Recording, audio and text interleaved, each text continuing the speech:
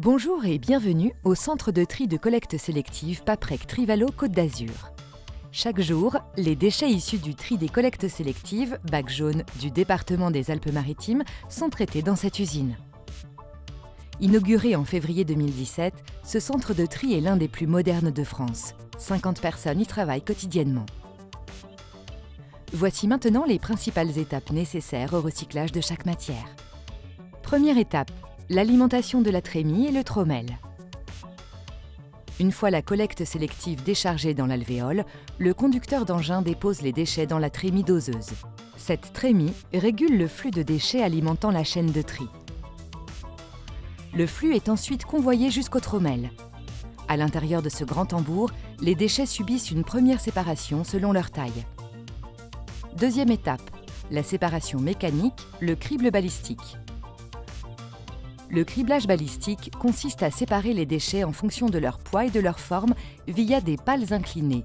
Les corps plats, papier, journaux, magazines et emballages en carton montent en rebondissant, tandis que les corps creux, emballages en plastique, acier ou aluminium, descendent.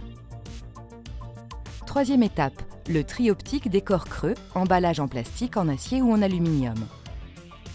Sur les machines de tri optique, les corps creux sont détectés grâce à des scanners, puis séparés à l'aide de la rampe d'éjection. C'est un jet d'air qui les éjecte. Quatrième étape, le tri optique des corps plats, papier, journaux, magazines et emballages en carton.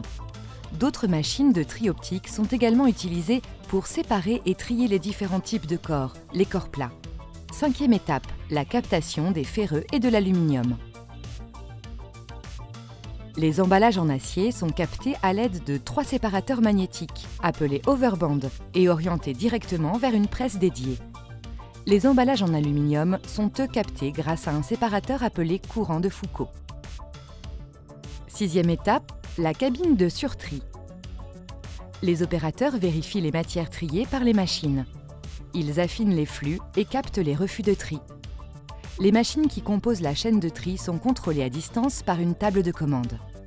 Et enfin, le stockage et le conditionnement. Les différents produits, triés par catégorie, sont stockés dans des boxes fermées et sur pesons. L'ensemble du dispositif est totalement automatisé. Les boxes se vident automatiquement pour se diriger vers la presse. Les matières y sont compactées en balles, elles peuvent peser jusqu'à 1 tonne. Au total, ce sont 13 matières différentes qui sont recyclées sur le site et qui repartent sur des usines de transformation, industrie papetière, aciérie ou usines plasturgiques.